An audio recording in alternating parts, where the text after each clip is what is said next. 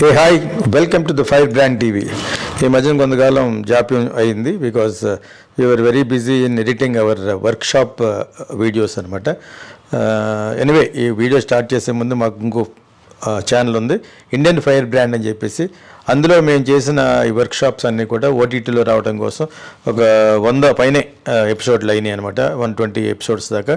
అవి Indian fire బ్రాండ్లో you can see the advertising in the beginning. వాటిలో సారాంశం ఏముంటుంది అనేది యాక్చువల్గా you can understand in Indian fire brand TV. So now fire brand టీవీలో వచ్చేసరికి what kind of subjects we are going to deal అంటే, ఫస్ట్ దిల్ రాజుకి చాలా కోపం వచ్చింది. ఎందుకు వచ్చింది మరి రాదా? ప్రతి సంక్రాంతికి తను థియేటర్స్ ఉన్నాయి కాబట్టి ఒక ఎస్టాబ్లిష్డ్ అండ్ సక్సెస్ఫుల్ డిస్ట్రిబ్యూటర్గా, ప్రొడ్యూసర్గా అండ్ ఆల్సో థియేటర్ ఓనర్గా చాలా థియేటర్స్ అద్దెకి తీసుకుని మల్టీప్లెక్స్లను చేయడం వల్ల అతని చేతులు చాలా థియేటర్స్ ఉన్నాయి. వాళ్ళ దగ్గర ఇంకా చాలామంది ఉన్నారు. అల్లు అరవింద్ గారి దగ్గర అలా చాలామంది థియేటర్స్ ఉన్నాయి. అందరూ కూడా ఎందుకో అతను సడన్గా పైకి వచ్చినట్టు, సడన్గా ఏం పైకి రాలేదు. ఆల్మోస్ట్ 20-25 ఇయర్స్ నుంచి కష్టపడుతున్నాడు. వచ్చేటప్పుడు అతని టైం బాగుంది. So everything is going well for Dil Raj యాక్చువల్గా. ఇప్పుడు హనుమాన్ అనే సినిమా వస్తుంది కాబట్టి దానికి థియేటర్లో అదొక పాన్ ఇండియా రిలీజ్ చేస్తున్నారు యాక్చువల్గా. It's about because of miracles of Hanuman ఏదో తీసుకుంటారు యాక్చువల్గాను. సో అబ్బాయి ఎప్పుడు జగదేక వీరుడులో యాక్ట్ చేశాడు కాబట్టి చిరంజీవిని పిలిచి దాన్ని ప్రమోషన్ పెట్టారు. హనుమాన్ అనే ఫిల్మ్ కొంచెం మ్యాజికల్గా అండ్ ఆల్సో కొంచెం ఫ్యాంటసీగా తీసుంటారు. దానికి అతను జగదేక వీరుడు అతిలోక సుందరిలో చిన్న చైల్డ్ ఆర్టిస్ట్గా చేయడం వలన చిరంజీవిని పిలవటం, చిరంజీవి అన్ని ప్రమోషన్లకు వచ్చి చేయడం వల్ల వాళ్ళకు ఏదో ఉపయోగం జరుగుతుందని చెప్పి పిలుస్తూ ఉంటారు కాబట్టి అది ఈ హాజ్ యాక్సెప్టెడ్. సో ఇక్కడ థియేటర్లో అకామిడేషన్లో దిల్ రాజునే ఎందుకు టార్గెట్ చేస్తున్నారో నాకైతే అర్థం అవ్వలేదు. 4 సినిమాలు రిలీజ్ అవుతున్నాయి. అందులో స్టార్స్ ఉన్నారు. వెంకటేష్ సినిమా రిలీజ్ అవుతుంది, నాగార్జున సినిమా రిలీజ్ అవుతుంది and also Mahesh Babu cinema కూడా రిలీజ్ అవుతుంది.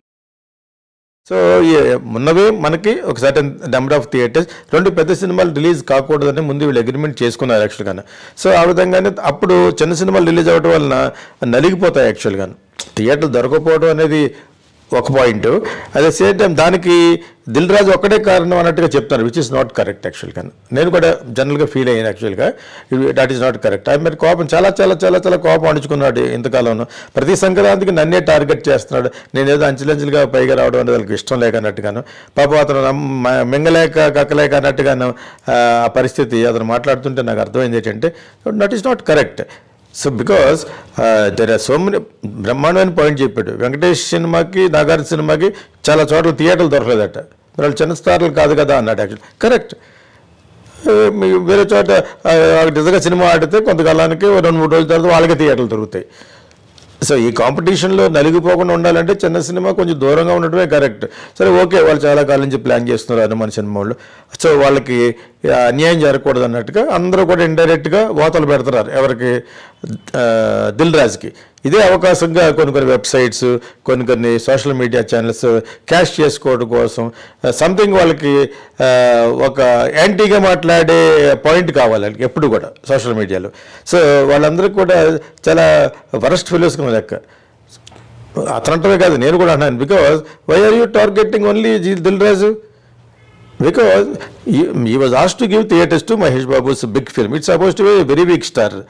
Compared to Venkatesh and Nagarjuna also, అతను పెద్ద స్టార్ కింద లెక్క. సో మంచి డైరెక్టర్ డైరెక్ట్ చేసిన, త్రివిక్రమ్ డైరెక్ట్ చేసిన సినిమాని అసలే దానికి ఏదో చాలా చాలా ఇబ్బందులు పడ్డారు, ఆగిపోయింది, రకరకాల ఒడిదొడుకులు అడ్డుకుని వస్తున్న థియేటర్ వస్తున్న మూవీ కాబట్టి they are releasing in empty number of lot of theatres. So ఈ టైంలో దిల్ రాజుని టార్గెట్ చేయడం అనేది చాలా అసమంజసంగా నాకు అనిపించింది.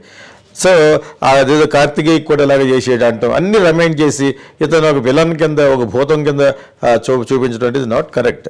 అండ్ ఆల్సో చిరంజీవి గారు మాట్లాడిన చాలా చమత్కారంగా, అనుభవజ్ఞుడు కాబట్టి practice makes man perfect, experience will always give a good result కాబట్టి ఆయన చాలా చమత్కారంగా శతమానం భవతి దిల్ రాజు ప్రొడ్యూస్ చేసిన సినిమా, ఒకప్పుడు చిన్న సినిమా, అది కూడా చాలా కంటెంట్ బాగుంటే ఆడద్ది అని చెప్పేసి అది రిమైండ్ చేసాడు ఆయన చమత్కారంగా. అంటే ఇప్పుడు కూడా అటువంటి చిన్న సినిమాలు వస్తున్నాయి సోమ, వాటిని కూడా నువ్వు అకామిడేట్ చేయాలి థియేటర్లు అన్నట్టుగా ఆయన చెప్పాడు. దాన్ని చాలా వక్రీకరించి మిగతా వీడియో ఛానల్స్, యూట్యూబ్ ఛానల్స్ వాళ్ళు ఇతను ఏదో ఒక విలన్లాగా తయారు చేసి చూపిస్తున్నారు, విచ్ ఇస్ నాట్ కరెక్ట్. అది బాబు ఎంతో సంస్కారంగా ఇతను చెప్పాడు దిల్ రాజు యాక్చువల్గా. జనరల్గా జర్నలిస్టులు ఎదుర్కొంటే పెద్ద హార్ష్గా ఉండడం నేను ఎప్పుడే చూడలేదు. ఏదో ఒకసారి ఐమాక్స్లో ఏదో సినిమా చూస్తున్నారు వాళ్ళ బంధువులు, అదే వాళ్ళ కజిన్స్ సన్ ఎవరో అదేదో రౌడీ అదేదో ఫిలిం చూస్తున్నప్పుడు జర్నలిస్టులు అందరూ కొంచెం గేలిగా మాట్లాడడం ఆ టైప్ చేసినప్పుడే సామరస్యంగా వెళ్ళిపోయి కారు ఎక్కేసాడు. మీకు ఇష్టం ఉంటే చూడడం లేకపోతే మానేటని. కానీ ఈసారి మటుకు 4-5 సార్లు ఈ విధంగా కానీ నన్ను మళ్ళీ టార్గెట్ చేస్తే తాట తీస్తాననే మాట అంటే చాలా ఐ మీన్ ఇంకా నాలాగా ఎమోషనల్గా ఉన్నట్టు ఇంకా ఎక్కువ మాట్లాడను, తాట తీసి చూపించలేమో కూడా. It is not correct. You cannot just like target one person who is coming up, who is already come up in film industry. అతను కూడా చాలా కష్టపడి ఒడిదుడుకులు ఆడుకుని అతను కూడా కొన్ని నష్టాలు చవి చూసి, నష్టాల గురించి ఎవరు మాట్లాడరు. Only whatever is making big only you're all talking, which is not correct. నేను చాలా సమంజసంగా ఫీల్ అవుతాను. కోపం వెనకాల ఉన్న ఆర్ద్రత నేను అర్థం చేసుకున్నాను.